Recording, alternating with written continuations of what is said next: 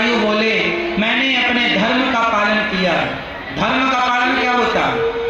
एक नारी चिल्ला रही हो कि मेरी मदद करो और कोई उसकी मदद ना करे तो यह पाप है, और कोई मदद करे जो समाज की सेवा के लिए अपने कदम बढ़ाते हैं, भगवान कहते हैं वह पक्षी ही क्यों ना हो जो समाज की सेवा, जनमानस की सेवा के लिए, जो दीन दुखियों की पुकार सुनकर उनके लिए बढ़ते हैं, उन्हें मेरे पास नहीं आना पड़ता, मैं स्वयं चलकर जटायु के पास जाऊंगा, क्योंकि उन्होंने माता सीता की करुण पुकार सुनकर उनकी रक्षा के लिए पक्षी होकर भी कदम बढ़ाया।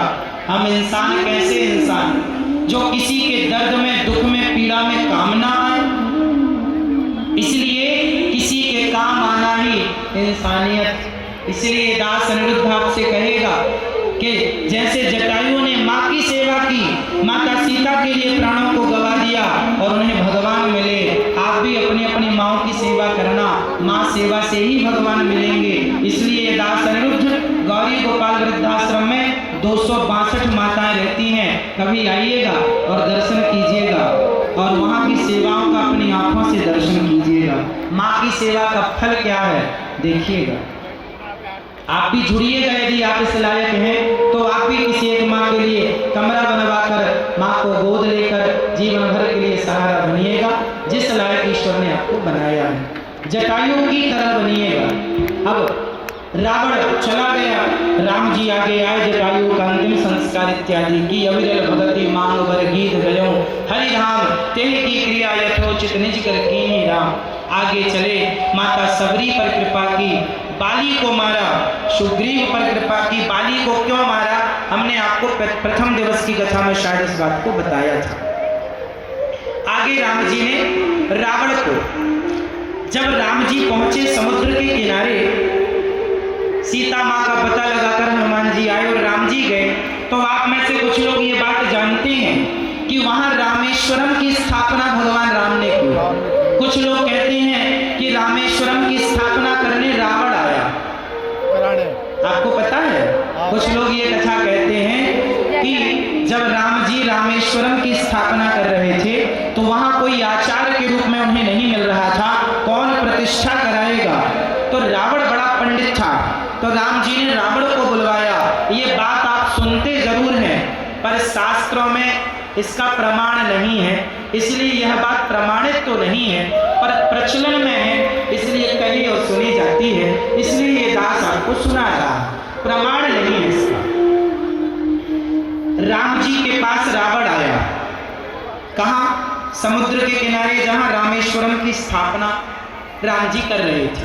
रावण आया, कहा कि रामेश्वरम की स्थापना आप कर रहे हैं, पर आप गृहस्थ हैं तो पत्नी का होना जरूरी है, कोई भी पूजा हो तो पत्नी चाहिए, यदि आप गृहस्थ हैं तो राम जी बताए कि भैया हमारी पत्नी तो आपके पास है। रावण आपको अच्छे से पता है हमारी पत्नी कहाँ। रावण बोला अच्छा ठहरो, मैं अभी लाता हूँ। तो रावण माता सीता को लेकर आया, राम जी के बगल में बिठाया और रावण ने विधि विधान से रामेश्वरम भगवान की स्थापना रावण ने कराई। और जब पूजा पूरी हुई तो राम जी ने कहा आचार्य जी दक्षिणा में क्या लोगे? तो रावण ने वहां पर कहा चूंकि ये बात शास्त्रोक्त प्रमाणित नहीं है, पर कहने सुनने की कथा है, सुदास आपको सुना रहा है, संतों से जो सुना रहा है। इसका कहीं वाल्मीकि रामायण इत्यादि महाग्रंथों में इस कथा का कोई उल्लेख नहीं।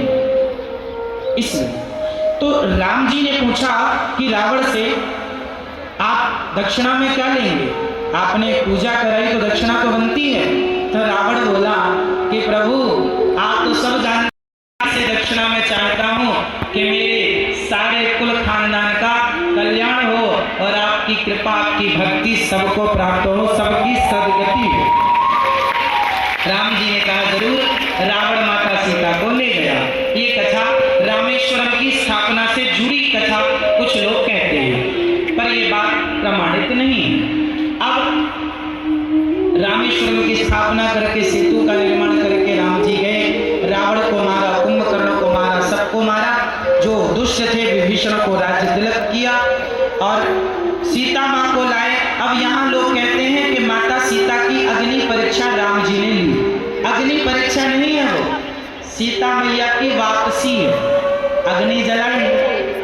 रानी वो सीता जो रावण ले गया था उसे जहाँ की तहाँ और वहाँ से असली सीता प्रकट हुई। इस प्रोसेस को लोग ना जान करके कहते हैं कि राम जी ने अग्नि परीक्षा ली सीता, क्योंकि रावण के यहाँ रहकर आई थी। वो जगत जननी है। ये बात लिखी है रामचरितमानस में लिखी कि वो छाया सीता थी जो रावण ले गया। अब राम जी अयोध्या गए। अच्छा, जो वेदवती थी वह वेदवती से राम जी ने कहा मैं आपसे कलयुग में विवाह करूंगा। वही वेदवती इस कलिकाल में भगवान श्रीनिवास के रूप में प्रकट हुए, जिन्हें तिरुपति बालाजी कहते हैं, और भगवान तिरुपति बालाजी का विवाह उनसे संपन्न हुआ। उनसे संपन्न। तो ये कथा कलयुग की है। अब राम जी जब अयोध्या गए, भरत जी से मिले, और भरत जी से मिल करके जब राम जी राजा बने, सिया जी रानी बनी, सबके हृदय में खुशी, अपार खुशियां थी। बोलिए राजा रामचंद्र भगवान की। अब मैं एक छोटी सी कथा कह के फिर जन्मोत्सव की तैयारी कर।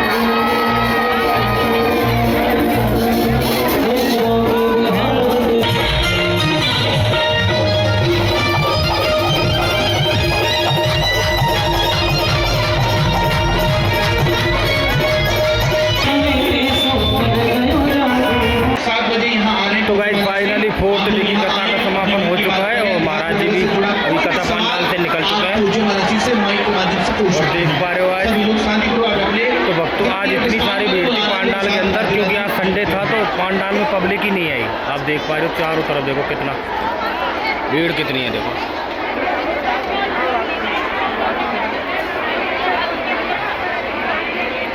तो एक बार चलते हैं बाहर की तरफ, और 7 बजे से होगी प्रश्नोत्तरी।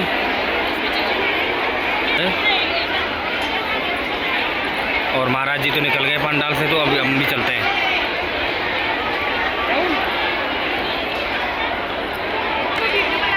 और ये देखो,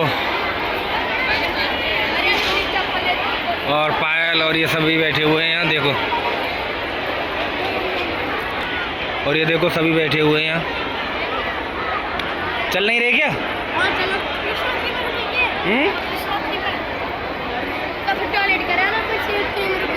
और ये इसको देखो, और पंडाल खाली हो गया पूरा, ये देखो।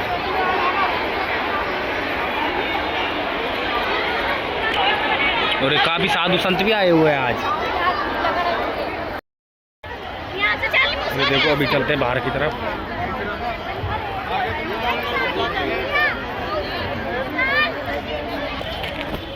और ये है VIP गेट, इससे एंट्री हुई थी।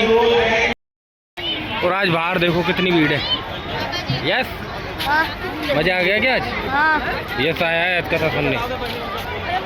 और भीड़ देखो।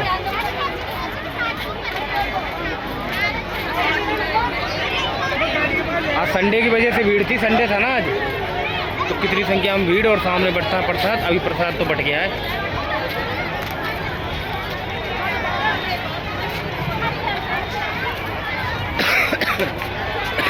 देखो कितनी भीड़ है, रोड जाम होया पड़ा है।